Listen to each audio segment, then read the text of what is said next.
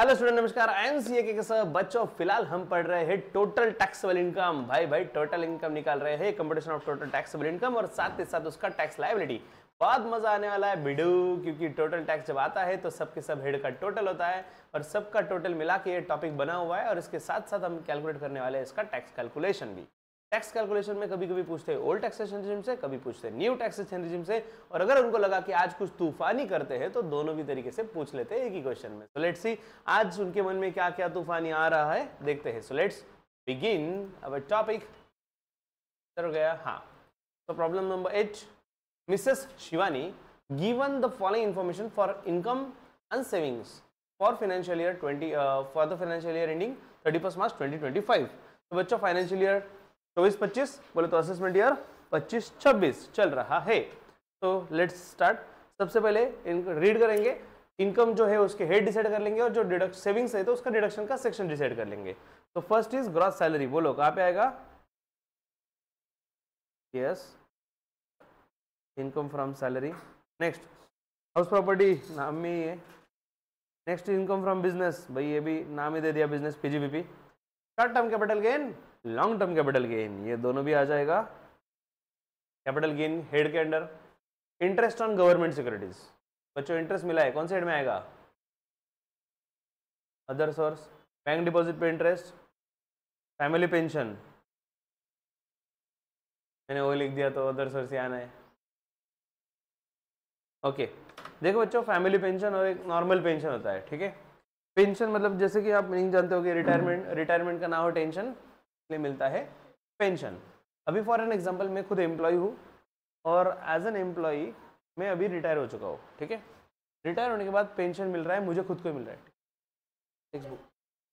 Suppose मुझे खुद को ही पेंशन मिल रहा है मैं रिटायर होने के बाद, तो वो इवन तो मैं रिटायर हो चुका हूँ फिर भी पैसा तो मुझे ही मिल रहा है, तो वो सैलरी के नाम पे ही आएगा, सैलरी में ही आएगा।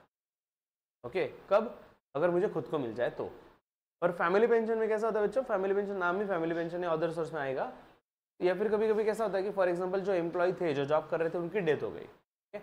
तो उनकी डेथ होने के बाद जो पेंशन है वो उनके फैमिली मेंबर्स को मिलती है, ठीक है। अभी वो फैमिली मेंबर तो जॉब नहीं कर रहे थे, दे आर नॉट एम्प्लॉय, तो उनके बीच में एम्प्लॉयर एम्प्लॉय वाला रिलेशनशिप ही नहीं है। और अगर वो रिलेशनशिप नहीं है तो वो वाला इनकम ऑफकोर्स सैलरी में नहीं आ सकता, तो अदर सोर्स में आ जाएगा, ठीक है। तो ये जो फैमिली वाला पेंशन है ये भी इनकम फ्रॉम अदर सोर्स में आ जाएगा।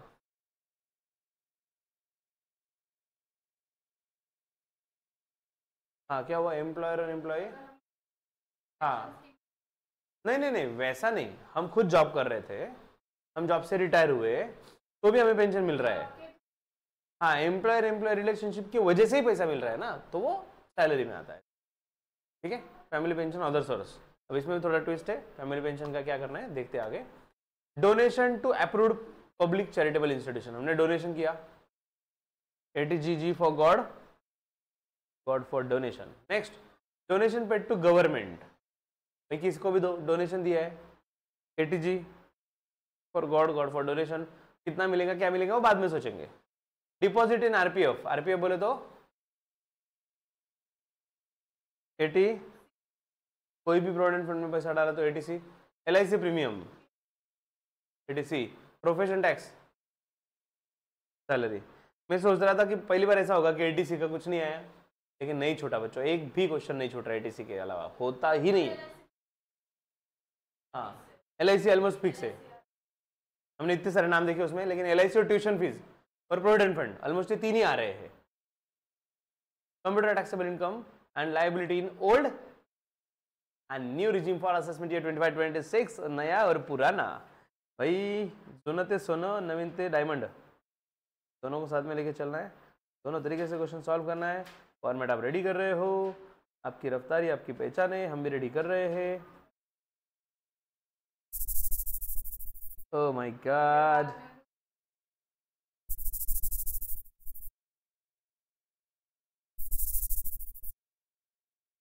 बढ़िया है। तो आपके प्रैक्टिस करने का टाइम आ चुका है। ये क्वेश्चंस भी मैं एक्स्ट्रा ले रहा हूँ, ऐसा समझो आप। अदरवाइज ये भी सब मैं आप पे छोड़ देता तो भी आपको प्रैक्टिस के ये वो करना ही पड़ेगा। लेकिन फिर मैंने सोचा मेरे बच्चों पे मुझे भरोसा है, वो कितनी प्रैक्टिस करेंगे शिद्दत से, इसलिए मैंने वो वापस डिसीजन लेके स्टार्ट कर दिया, यहाँ पर ही पढ़ेंगे।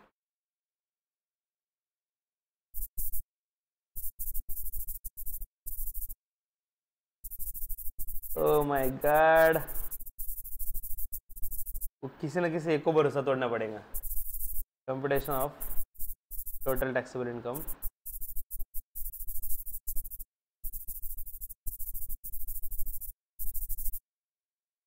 Of Mrs Shivani. क्या बात है शिवानी जी, आप मिसेस कब से हो गई?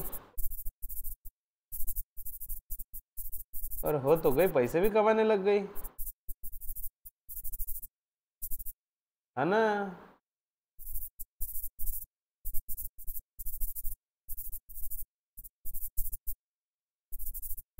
फिलहाल ओल्ड टैक्सेशन रिजिम,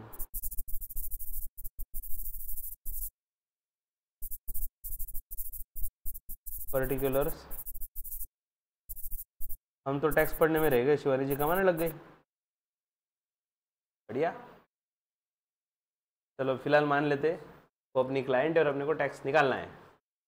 तो let's start.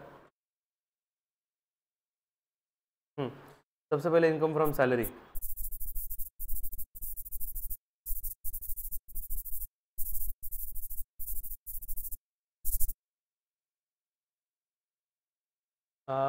Gross salary 8,75,000।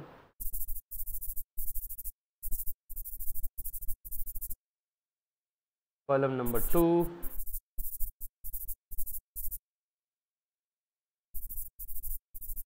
Less deduction under section 16। उसमें डिडक्शन फर्स्ट आ जाएगा स्टैंडर्ड डिडक्शन, उसमें बी रहेगा प्रोफेशनल टैक्स।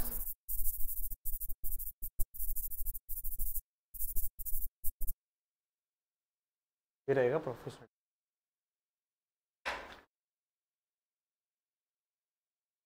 तो स्टैंडर्ड डिडक्शन का अमाउंट कितना है 50,000 और प्रोफेशनल टैक्स 2500। 50,000 ये आ रहा है 2,500, टोटल कम्स टू 52,500 और ये माइनस करके आ जाएगा टैक्सेबल इनकम कितना आएगा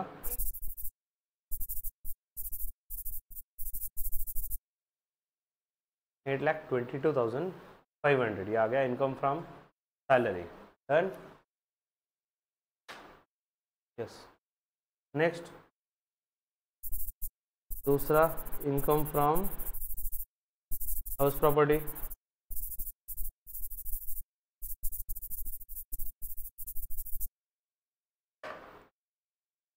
income from house property direct total amount दे दिया 80,000।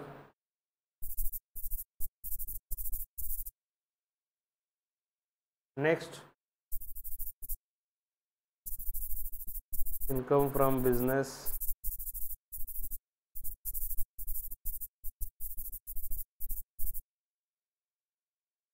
Income from business 3 lakh rupees.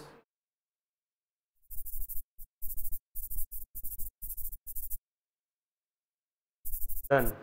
Fourth capital gains.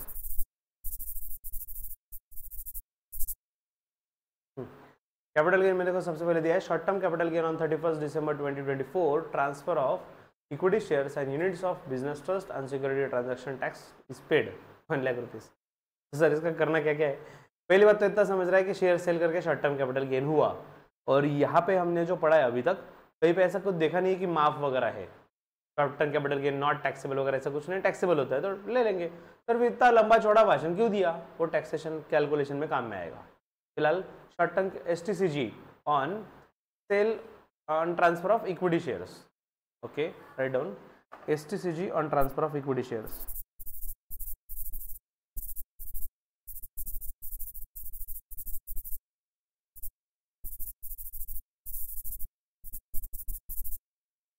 Transfer of equity shares. Amount is 1 lakh rupees.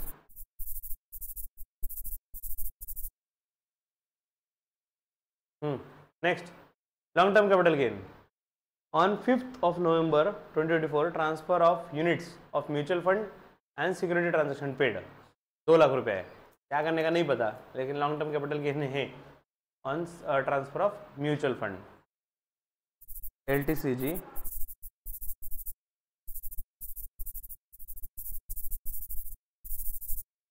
On transfer of, सही है बोले तो mutual fund.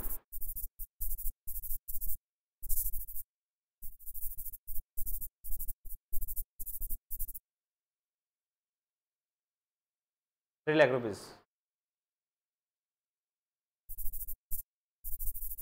Next, income from other source.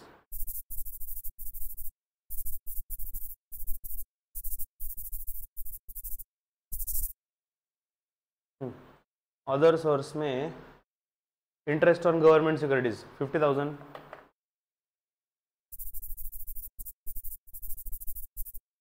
Sir screen थोड़ा zoom करो ना.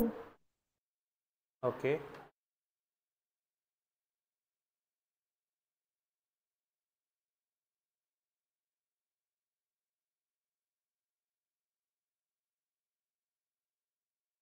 Done. Yes sir. Interest on government securities amount है उसका 50,000. Problem क्या है ना, तीनों कॉलम दिखाने पड़ते ना, इसलिए ज़्यादा जूम इन करना पॉसिबल नहीं है, तो स्क्रीन साइज बढ़ा दिया. Income sir, interest on bank deposit 50,000.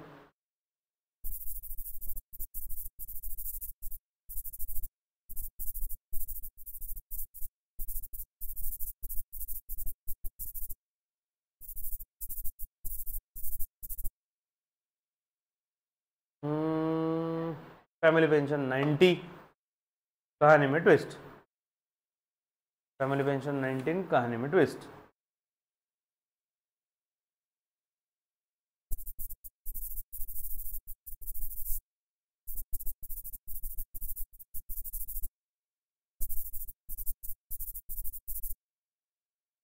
Okay sir, ये इसमें क्या ट्विस्ट है बच्चों? ट्विस्ट ऐसा है, फैमिली पेंशन के केस में कुछ अमाउंट एग्जम्प्ट है. सर कितना अमाउंट एग्जम्प्ट है? 1/3 ऑफ पेंशन और 25,000 which ever is lower. Okay, 1/3 of pension और 25,000 विच एवर इज लोअर, उतना एग्जम्प्ट होता है. ठीक है, तो ब्रैकेट में लिख लेंगे एग्जम्प्ट. कितना है भाई? 1/3 ऑफ अमाउंट मतलब जितना मिला है वो, उसको 1/3 और 25,000 which ever is lower.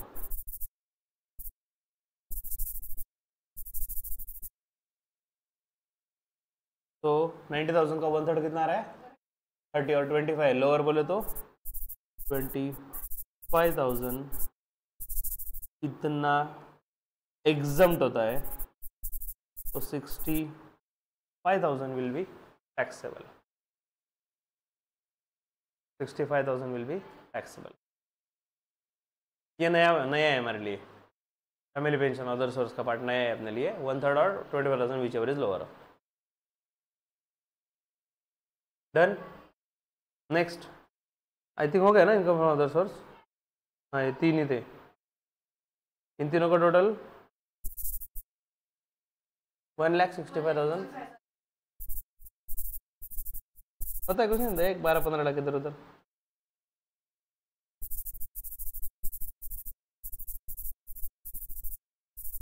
GTI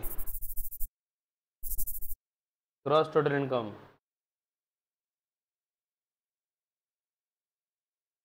16,67,000.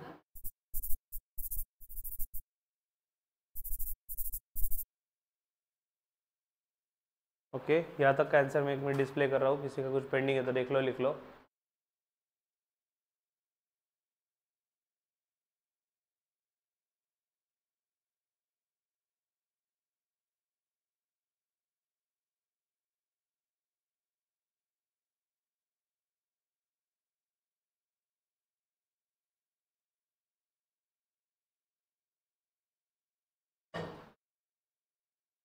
Done done done.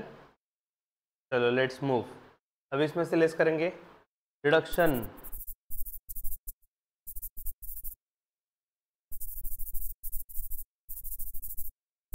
Reductions under chapter 6 से।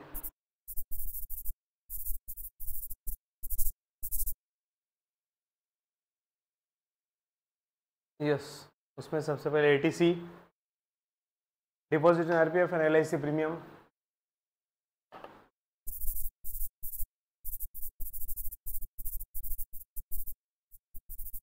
Deposit in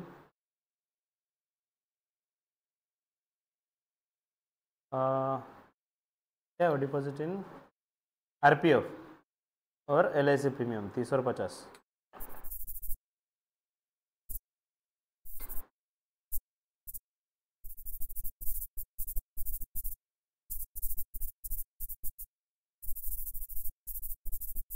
insurance premium 50।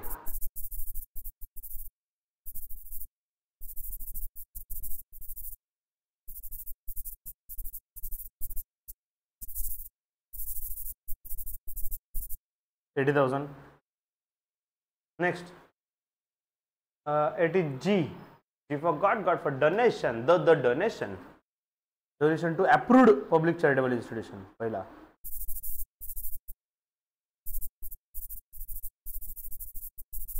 जैसे मैंने आपको बताया था एटीसी का जगह रिजर्व करना है।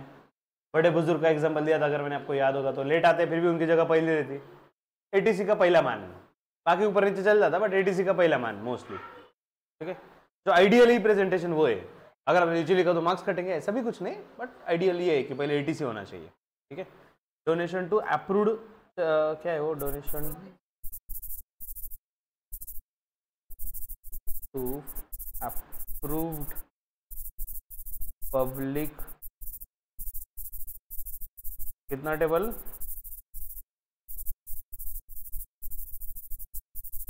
Charitable donation. ठीक है, कितना डोनेट किया है रे।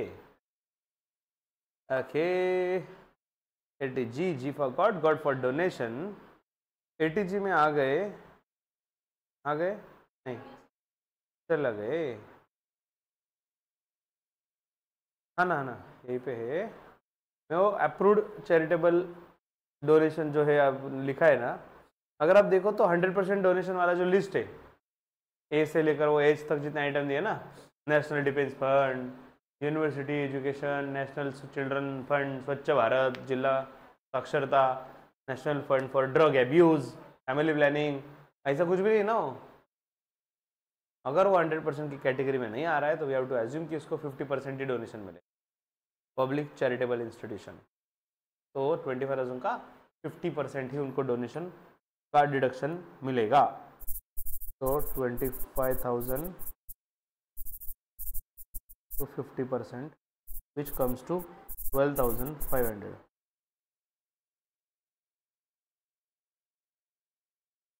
और एक है donation pay to government for promotion of family planning, ये तो हमने देखा है 100% है इसका रिडक्शन।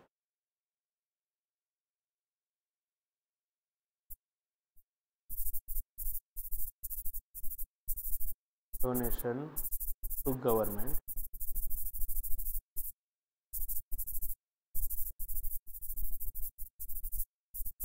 फॉर फैमिली प्लानिंग, तो उसमें 100% मिलता, कितना है वो, 20,000।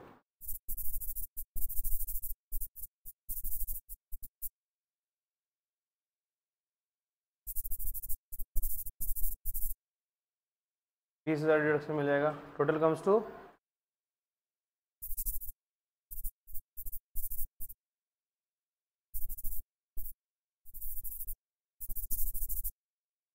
और कोई डिडक्शन है क्या?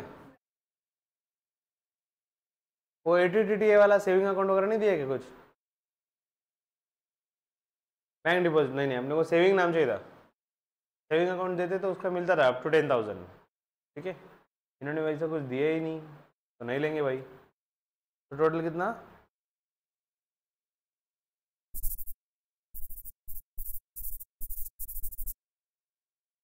$1,12,500 आ गए टोटल डिडक्शंस। फिर फाइनली आएगा टोटल टैक्सेबल इनकम।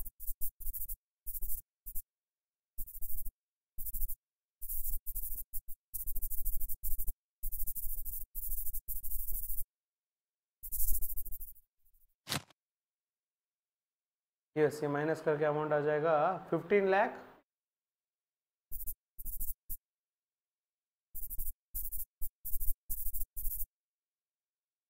50,000।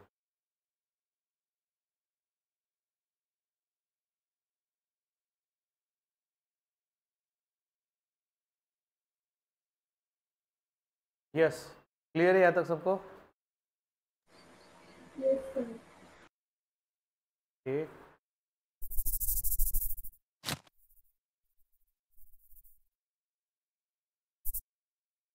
अलग ही कलर आ गया। सर इक्वेशन कितने मार्क्स का होता है? एक सेकंड ना।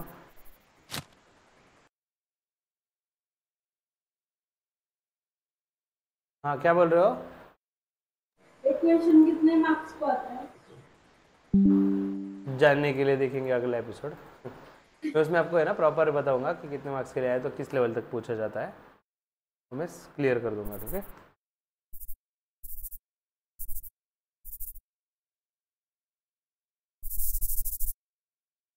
हाँ डन। अब कैलकुलेशन ऑफ टैक्सेस।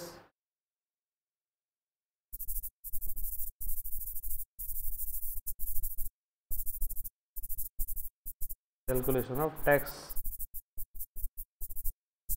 लायबिलिटी या फिर कंप्यूटेशन ऑफ टैक्स वगैरह भी लिख सकते हो। टोटल इनकम कितना है? 15,55,000। डन। अब उसमें स्पेशल इनकम देखना पड़ेगा पहले। इसमें दो पार्ट में डिवाइड करेंगे इसको। एक आ जाएगा स्पेशल इनकम, दूसरा रहेगा रेगुलर इनकम। डन। अब स्पेशल इनकम जो है मतलब कौन सा इनकम होता है जिसपे स्पेशल रेट ऑफ टैक्स होता है। ओके, अब डाउट तो हमें बस शॉर्ट टर्म और लॉन्ग टर्म वाले पे ही है, तो वही देखते हैं directly. Short term capital gain on sale of listed equity shares where STT is paid. देखो बच्चों, short term capital gain on sale of listed equity shares where security transaction tax is paid, यही वाला है वो item, right? अगर तो मैं question वापस एक बार दिखा रहा हूँ आपको। क्वेश्चन ये रहा, short term capital gain on 31 December 24, okay 2024 की बात है, दिसंबर 24, transfer of equity shares and units of business trust and security transaction taxes paid, STT paid, यही है 1 लाख रुपए का हुआ है। और ये कब हुआ है? ट्रांजैक्शन 31 दिसंबर 24 को। ठीक है, अब देखो यहाँ पे क्या बोला हुआ है, इस पर टैक्सेशन रहेगा 20%, और ये विथ इफेक्ट फ्रॉम, WEF का मतलब क्या होता है? विथ इफेक्ट फ्रॉम, मतलब 23 जुलाई 2024 से रेट एप्लीकेबल हुआ है। मतलब पहले टैक्स कितना था पता है? 15%। ठीक है, अपने लिए तो रिलेवेंट है ही नहीं। अपने लिए क्या है भाई, 23 जुलाई के बाद है, तो मतलब हमें टैक्स कितना आएगा? 20%, तो उस पर 20% टैक्स आएगा। तो स्पेशल इनकम में पहला लिख रहा हूं मैं, short term capital gain on sale of listed equity shares where STT is paid, security transaction tax is paid। तो ऐसा जो इनकम है वो 1 लाख रुपीज है, इंटू 20% टैक्स का रेट है, जो आ रहा है 20,000 रुपीज।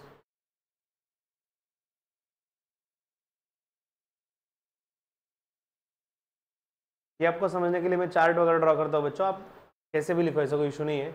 आप 1 बाय 1 लिखो, पहले शॉर्ट टर्म, फिर लॉन्ग टर्म, फिर रेगुलर इनकम, ऐसे लिखो तो भी कोई प्रॉब्लम नहीं है। ड्रॉ करने का मेरा इंटेंशन एक ही है कि आपको समझे कि इसमें से इतना इधर गया, इतना इधर गया, वो आपको समझना चाहिए। ठीक है, अब दूसरा सवाल है लॉन्ग टर्म कैपिटल गेन का। वो लॉन्ग टर्म कैपिटल गेन किस पे हुआ है? सेम, ये कब हुआ है? 5 नवंबर 2024 को, on transfer of unit of mutual fund where security transaction tax is paid. ये रहा long term capital gain on sale of listed equity shares where STT is paid, बोले तो security transaction tax is paid. और ये कब हुआ है? जुलाई में या जुलाई के बाद? जुलाई के बाद, नवंबर 24 में हुआ है। तो टैक्स कितना है? 12.5% इन एक्सेस ऑफ 1,25,000। डन। तो write down long term capital gain on sale of listed, क्या म्यूचुअल फंड है क्या? देखिए ट्रांसफर या सेल कोई दिक्कत नहीं, ट्रांसफर भी लिख सकते हो, transfer of mutual fund, sale of listed mutual fund where STT is paid. Okay अब अगर हम बात करें total long term capital gain हुआ कितना है 2 लाख रुपीज। अब उसमें टैक्सेशन में कैसे करेंगे, देखो 2 लाख, इसमें से एग्जाम कितना है 1,25,000, ये जो बचेगा इस पर टैक्स कितना है 12.5%। 1.25 लाख तक एग्जाम है और उसके ऊपर जितना रहेगा उस पर 12.5% टैक्स है। कितना आ रहा है? डन, 9,375। 1,25,000 तक डायरेक्ट जीरो टैक्स एग्जाम है भाई। उसके ऊपर जो गेन हुआ तो उस पर 12.5% टैक्स लगेगा क्योंकि ट्रांजैक्शन जुलाई के बाद वाला है। सर अभी हम न्यू वाले रेट याद रखे या ओल्ड वाले? न्यू मतलब रिजिम की बात नहीं कर रहा, अब ये 12.5% है, पहले ये 10% हुआ करता था, दिया है ना अपने को, जुलाई के पहले 10 था और उसके बाद 12.5 हुआ है, तो हम कौन से याद रखे बच्चों? एक्सपेक्टेड तो यही है कि आपको लेटेस्ट वाला ही पूछे। अगर आप दोनों भी ट्रांजैक्शन देख लो, ये दिसंबर में हुआ था, नवंबर में हुआ था, दोनों भी हमें जुलाई के बाद वाले दिए क्योंकि new rate of tax applicable हो, राइट? तो एक्सपेक्टेड यही है कि आपको लेटेस्ट वाला ही याद रखना है। ओके बढ़े आगे। अब बात करते हैं रेगुलर इनकम की। बच्चों टोटल जो इनकम था अपना, टोटल टैक्सेबल इनकम जो था इट वाज 15,55,000। उसमें से 3 लाख तो स्पेशल में चले गए, शॉर्ट टर्म 1 लाख और लॉन्ग टर्म 2 लाख, तो 3 गए, बचा कितना 12,55,000। अभी ये रेगुलर इनकम है तो रेगुलर टैक्स कैलकुलेट करेंगे up to 2,50,000 because we are in old taxation regime. दूसरा स्लैब जो है 2,50,000 टू 5 लाख। तीसरा जो स्नैप नहीं रे, स्लैब 5 to 10 है। अगर स्नैप रहता तो उधर स्टिक भी रहती ना, स्टिक ही बोलते ना चार इसको, तुम आप लोगों को नहीं पता क्या? ट्रिक, माय गॉड तो जज्बात ही बदल दिए, ट्रिक। ओके 2,50,000 जो है, 0 से लेकर 2,50,000 तक टैक्स जो आ रहा है, 2 लाख मतलब इनकम जो आ रहा है 2,50,000 है, तो 0% टैक्स, 0 रुपीज़ हुआ। 2,50,000 से लेकर 5 लाख तक जो है स्लैब, उसमें 2,50,000 का इनकम आ रहा है जिसपे 5% टैक्स रेट है, बोले तो 12,500 हुआ। 5 to 10 ये इनकम के स्लैब में 5 लाख रुपए आते हैं, तो टैक्स रेट 10% है। 10 ही ना रे, 20? अरे 20 है, 10 है ही नहीं इसमें। और 10 लाख के ऊपर जो है यहाँ पे 2,55,000 इनकम है, क्योंकि टोटल अगर 12,55,000 है, 10 लाख तक ऑलरेडी कवर हो चुका है, तो ऊपर 2,55,000 बचा है, उस पर 30% टैक्स है। कितना आ रहा है वो? 26,500। Now it's time to take total सबका टोटल बोलो। ये ऊपर वाले पकड़े, ये वाला सब ना 2 लाख,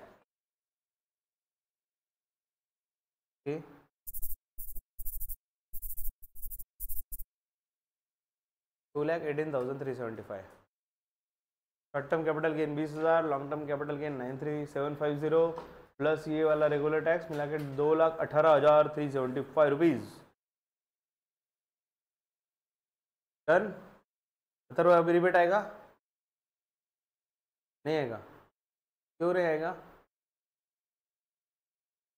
यस, अगर ओल्ड टैक्सेशन रिजिम में टोटल इनकम 5 लाख से ज़्यादा है तो रिबेट उसका एप्लीकेबल नहीं होता। Add health and education cess at 4%।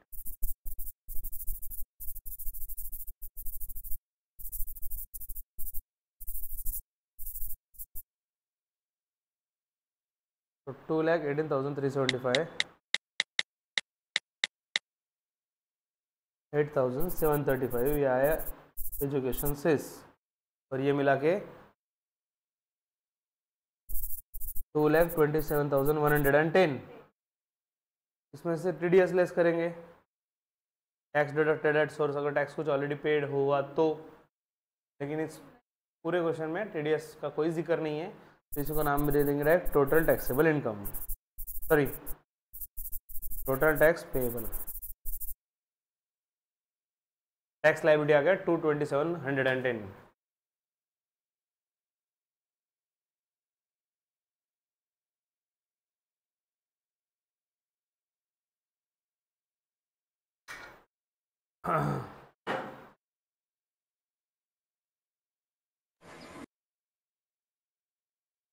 गोवाटा ईटा जी, बोलिए। आपने जो अभी बताया ना, तो वही हमारे सर ने इतना कॉम्प्लिकेटेड करके बताया था ना कॉलेज में, ओके वो कुछ समझ में नहीं आ रहा था मेरे को। ओके उसमें सब सेक्शन ऐसे डालने के पूरा को पूरा लिख के। ओके, देखो अगर वो इजी पढ़ा दे तो हमारा कैसे होगा ना, हमारा पेट पानी बंद हो जाएगा अगर वो बहुत अच्छे से पढ़ाए तो। इसलिए हम ही उनको बोलते हैं कि भाई बच्चों को थोड़ा कॉम्प्लिकेट करके पढ़ाओ, तब बच्चे हमारे पास आएंगे, ऐसा सेटलमेंट है हमारा। ओके तक करो, बट हाँ ये फ्रैंकली स्पीकिंग बच्चों, बहुत कम टीचर, मतलब मैं किसी टीचर की डिसरिस्पेक्ट नहीं करना चाहता, मेरा किसी के नॉलेज पे डाउट भी नहीं है, हर एक टीचर अच्छे होते हैं, अपनी जगह पे अच्छा करने की कोशिश करते हैं, मैं यही बोलूँगा। बट दिस इज़ फैक्ट कि लॉजिकली ये जो टैक्स वगैरह सब्जेक्ट पढ़ना है ना, ये बहुत कम लोग इतना अच्छे से पढ़ पाते हैं। अभी मैं खुद की तारीफ नहीं करूँगा, बट ठीक है, हर कोई टीचर काम करता है, मैं भी आपको क्यों पढ़ा पा रहा हूँ इतना अच्छे से, मतलब मैं खुद ही बोल रहा हूँ अच्छे से, आपको ही पता, बट मैं जो भी पढ़ा पा रहा हूँ मुझे ऐसा लगता है कि मैंने CA जैसे कोर्स में इतना पढ़ा है ना बच्चों, आप मतलब यकीन मानने में शायद आपको डिफिकल्ट हो जाएगा ये। मैं जब CA फाइनल में था, इनकम टैक्स सब्जेक्ट था, तो अपने 5 हेड है ना, आपको 5 यूनिट थे वो, सैलरी, HP, EPG, BP, हमें 5 बुक थे वो, 5 हेड के 5 बुक थे, और उसके बाद टोटल टैक्सेबल वाला अलग बुक, और फिर समरी, बाकी जो थ्योरी है उसका अलग बुक, ऐसे 7 बुक का एक सेट खरीदा था मैंने, जो अभी भी याद है।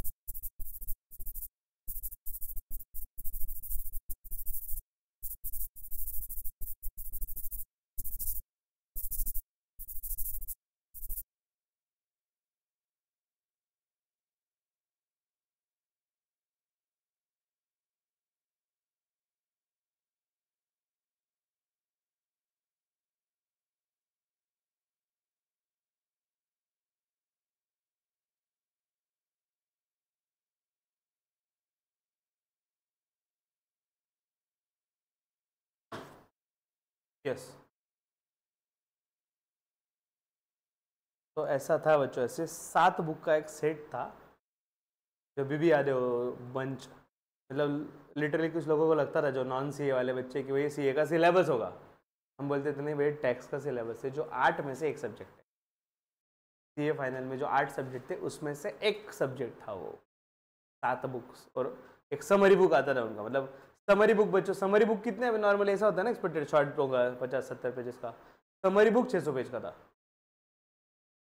Summary book. वीजी वीजी करके सर है, विनोद गुप्ता, हाँ विनोद गुप्ता सर नाम, आई थिंक दिल्ली के सर है, उनका वो बुक फेमस था वीजी का समरी बुक।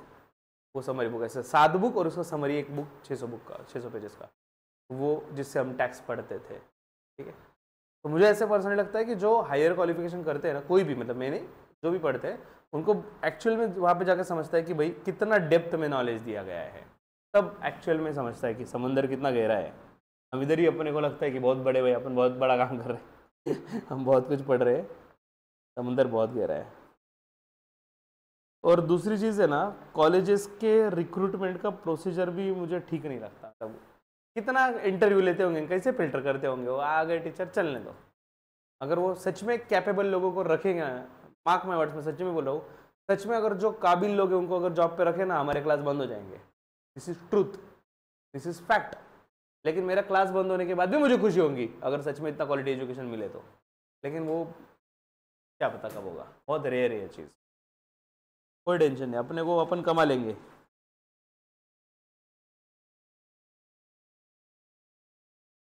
सच मेरे को ऐसी कभी चिंता नहीं, अपन सारा सीए बन गए, अपन तो खा ही लेंगे, कोई टेंशन नहीं, अपन कभी भूखे नहीं रहेंगे, इतना तो एश्योरेंस है।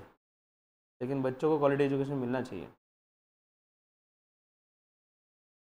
क्रॉस सैलरी में से लेस करेंगे deduction under section 16।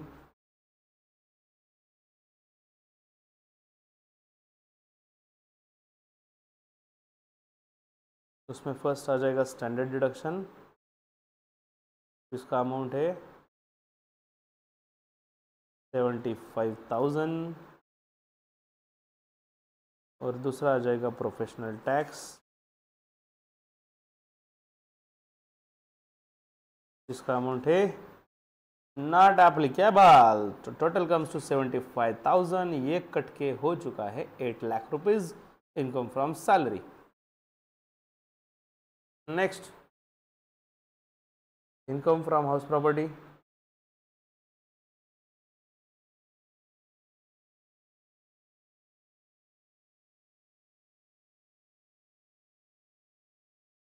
House property direct दे दिया, आउटर में लिख देंगे 80,000। नो ट्विस्ट, नो कहानी। इनकम फ्रॉम बिजनेस,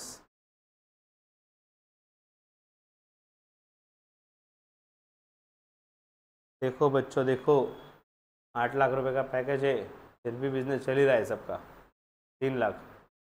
ऑलमोस्ट हम जितने भी क्वेश्चन देख रहे हैं इनकम फ्रॉम बिजनेस है ही सबका ना, ठीक है। कैलकुलेशंस नहीं है, कॉम्प्लिकेशन नहीं है, अच्छी बात है, लेकिन इनकम फ्रॉम बिजनेस है ही। Capital gains,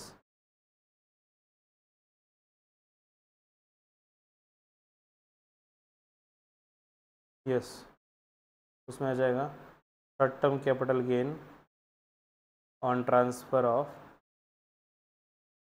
listed equity shares, amount 1 lakh ना। और दूसरा है long term capital gain on transfer of listed mutual fund, जिसका अमाउंट 2 लाख। अमाउंट के साथ लर्न हो गया अभी तो।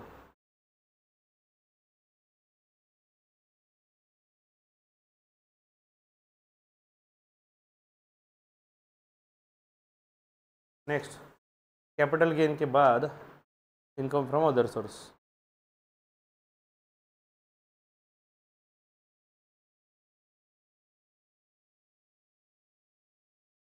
जो भी मेरे आगे जा चुके हैं लिखते लिखते उनके मन में एक ही सवाल है, पेंशन का क्या होगा मैं बोल रहा हूँ बाकी तो लिख लिया होगा, भाई पेंशन का क्या होगा, देखते देखते सेम है उसका, ओल्ड जैसा ही है। क्या लिखना है? हाँ 1/3 वाला, मैं तो लिख सकते हो। Interest on government securities 50,000। मुझे समझ गया कि आप बस वो पॉइंट के लिए रुके हो, इसलिए मैंने बोला जान दो बच्चों को क्या अटकाना। इंटरेस्ट ऑन गवर्नमेंट सिक्योरिटीज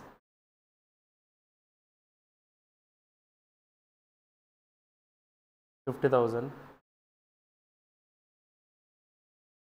उसके बाद इंटरेस्ट ऑन डिपॉजिट्स ना, हाँ बैंक डिपॉजिट 50,000,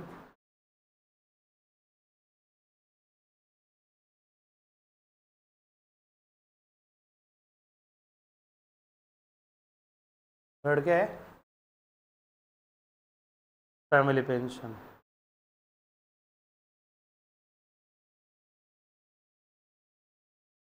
जो मिला है 90,000, और वो ओल्ड टैक्सेशन और न्यू टैक्सेशन दोनों में भी सेम चीज़ है बच्चों, 1/3 और 25,000, नहीं, which ever is lower. Income from other source वाला जो नोट्स है ना, उसमें ये फैमिली पेंशन वाला ऐड करना पड़ेगा, बराबर ना, क्योंकि डिडक्शन वगैरह तो नहीं है, तो इनकम फ्रॉम अदर सोर्स में फैमिली पेंशन नाम का इनकम, उसमें 1/3 और 25,000 विच एवर इज लोअर इतना एग्जाम रहेगा। ये 1/3 आ रहा है 30 और अमाउंट 25,000, लोअर अमाउंट 25,000 आ रहा है।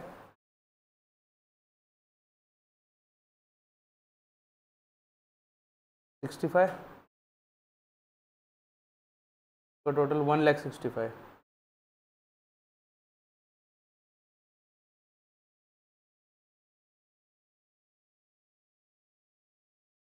तो सब कुछ मिला के gross total income comes to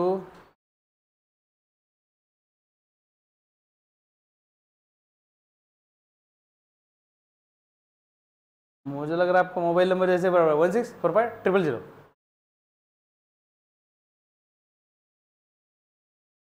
अरे बेटर ग्रेजुएट होने वाले हो तुम लोग, क्या बेटर है। हमारे कार्ड साइड इफेक्ट हो गया।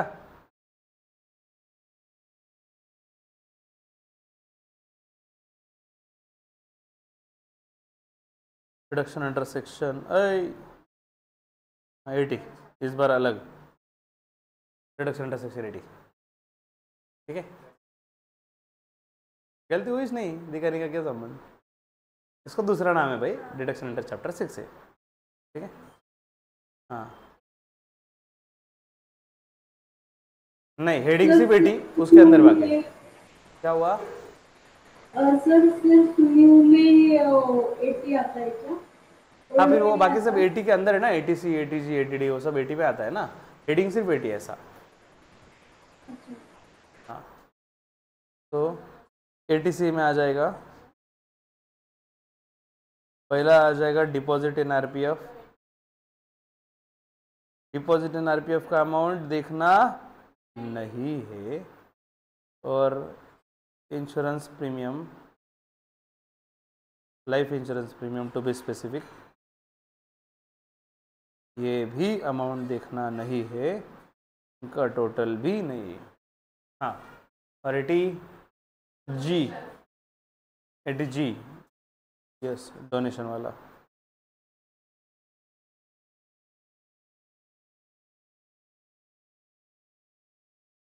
डोनेशन टू अप्रूव्ड चैरिटेबल, क्या था वो, institute, charitable institution, public charitable institution,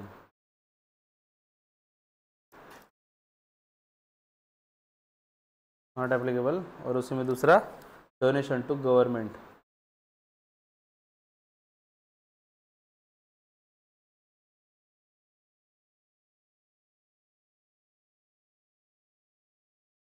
और क्या है वो, पब्लिक नहीं, फैमिली प्लानिंग,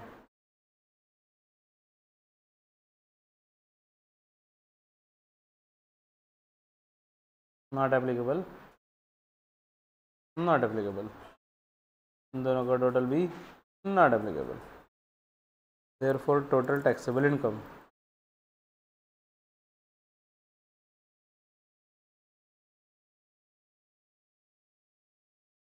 ₹16,40,000,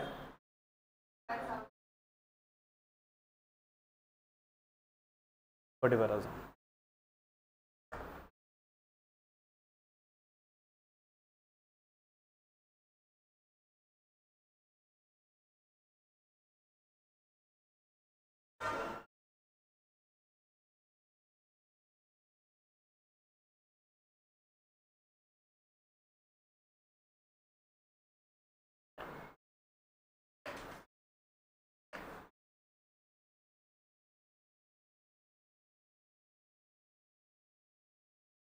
16,45,000।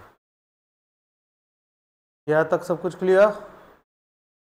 अब टैक्स कैलकुलेशन की बारी, कंप्यूटेशन ऑफ टैक्स लाइबिलिटी। बच्चों ऐसा हो सकता क्या न्यू टैक्सेशन रिजिम और ओल्ड टैक्सेशन रिजिम दोनों का इनकम सेम आया?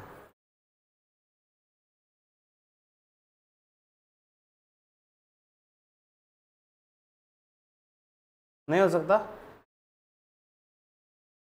हो सकता ना रे, अगर डिडक्शन रहा ही नहीं तो।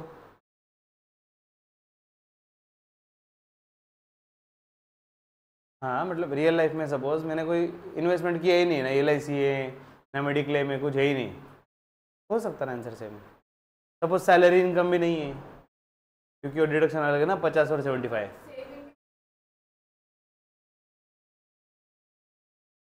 मोस्ट ऑफ द केस में तो सेविंग अकाउंट का तो डिफरेंस आ ही जाएगा कम से कम। रेयरेस्ट केस अगर ऐसा पकड़े, रेयरेस्ट कि कोई इन्वेस्टमेंट नहीं है, डिडक्शन विडक्शन कुछ नहीं है, इनकम फ्रॉम सैलरी भी नहीं है, बाकी की इनकम है बस, तो फिर मैच होगा। रेयर्स, हाँ house property business capital gain वो सब सेम ही है, वो तो सेम है ना भाई। न्यू टैक्सेशन हो या ओल्ड टैक्सेशन हो तो सेम है ना। GAV म्यूनसिपल टैक्सेस लेस करना, उसमें इंटरेस्ट, अगर इंटरेस्ट ऑन बॉरोड कैपिटल रहा तो फर्क पड़ेगा, अदरवाइज नहीं। ठीक है, रेयरेस्ट केस है बट हाँ पॉसिबल है, सेम आ सकता है।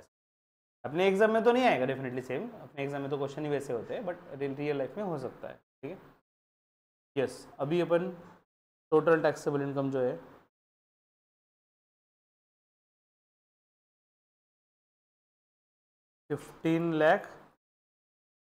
16,45,000। ओके, अगेन इसमें दो पार्ट, स्पेशल इनकम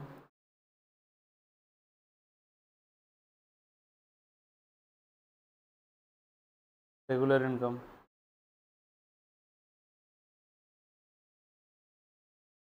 तो स्पेशल इनकम बोले तो ऐसा इनकम जिस पे स्पेशल रेट ऑफ टैक्स है, तो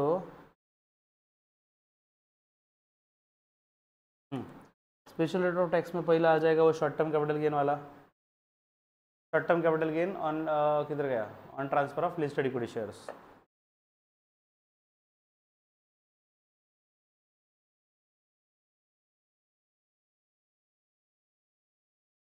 short term capital gain on transfer of listed equity shares where STT is paid। तो भाई उस पर 1 लाख का इनकम हुआ है शॉर्ट टर्म कैपिटल गेन वाला, जिस पर टैक्स क्योंकि 31 दिसंबर 2024 में हुआ है, तो शॉर्ट टर्म कैपिटल गेन अगर आप देखो लिस्टेड इक्विटी शेयर्स पे, तो जुलाई से उसका रेट 20% हो चुका है, सो 20% एप्लीकेबल रहेगा। 1 लाख रुपीज़ का गेन हुआ है, उस पर 20% which comes to 20,000 rupees.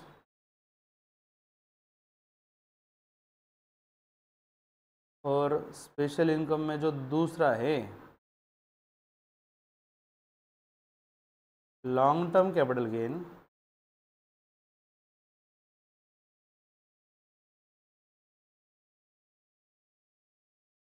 Long term capital gain on transfer of mutual fund.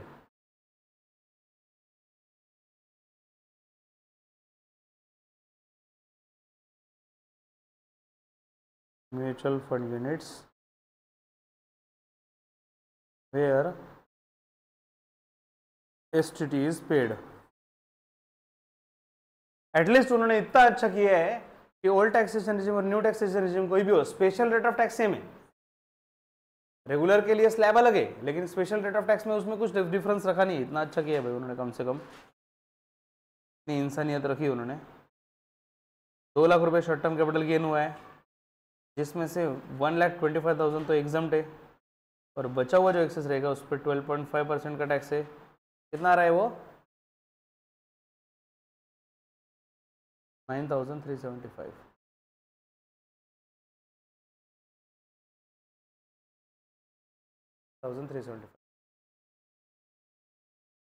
Next regular income, अभी 16,45,000 था, उसमें से 3 लाख गए, तो विच comes to 13,45,000।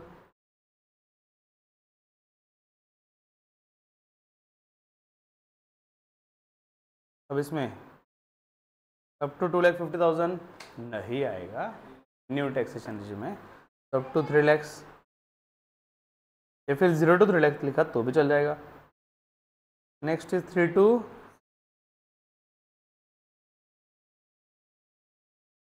Next slab is 7 to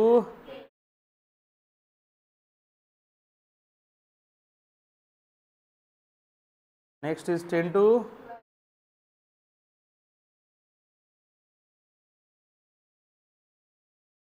next is 12 to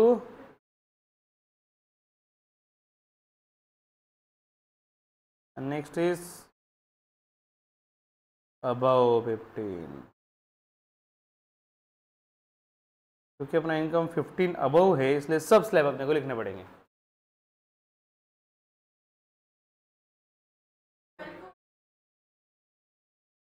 काय को लिखा फिर ये मैंने, अरे मेरे दिमाग में क्या था, वो टोटल ने क्या 16 लाख कुछ आया, वो पॉम में लिख लिया मैंने।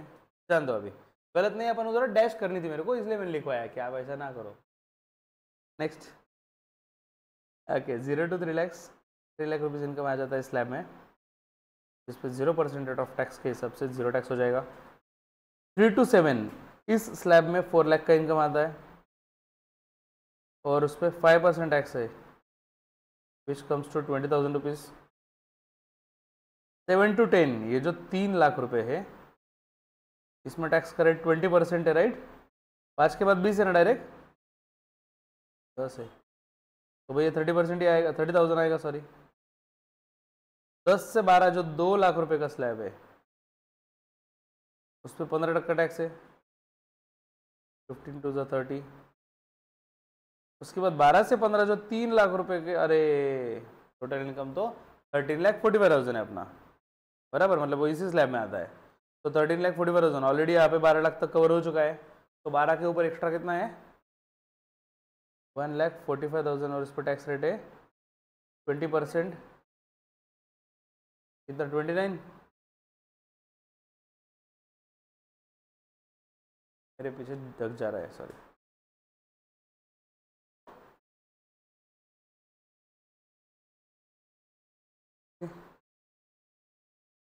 यार है 29,000, क्योंकि टोटल 13,45,000 था, तो 12 लाख तक कट हो गया, ऊपर वाला जो है 1,45,000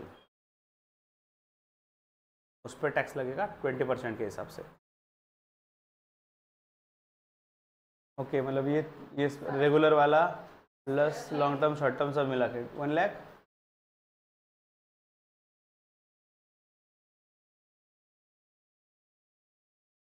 375 रिबेट मिलेगा, इस पे हेल्थ एंड एजुकेशन से आ जाएगा ऐड,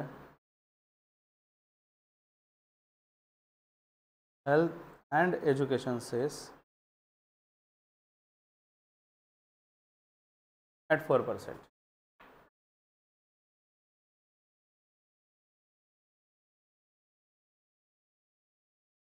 फाइव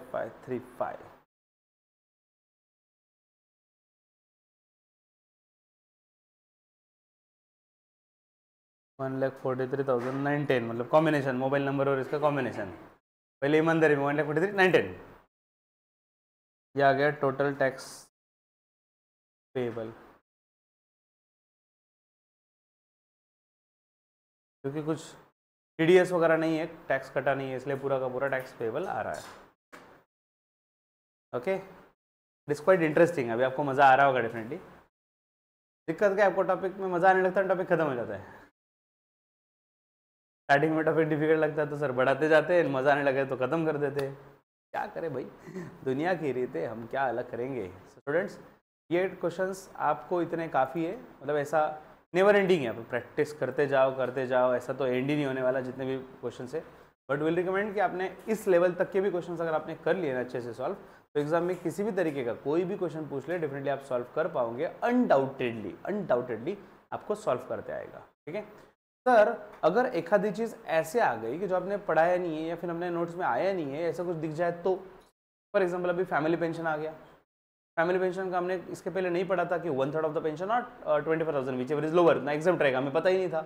ठीक है ना भाई, वर्स्ट केस में क्या करोगे, पूरा टैक्सेबल करके आ जाओगे। सर मार्क्स कटेंगे, ऑफकोर्स कटेंगे, पूरे के पूरे तो नहीं कटने वाले ऑफकोर्स, आपका जितना मिस्टेक्स है उस हिसाब से 2 मार्क्स जाएंगे, छोड़ दो, लेकिन करके आना है। ऐसा मत करना कि कोई आइटम नया था, हमें पता नहीं था, समझ नहीं रहा था, छोड़ के आ गए, नेवर, करके ही आना है किसी भी हालत में। ठीक है, तो बच्चों अभी के लिए इतना ही, जल्दी मिलते हैं नेक्स्ट सेशन में नेक्स्ट कंटेंट के साथ, तब तक के लिए stay tune and happy learning with K sir, take care, bye bye.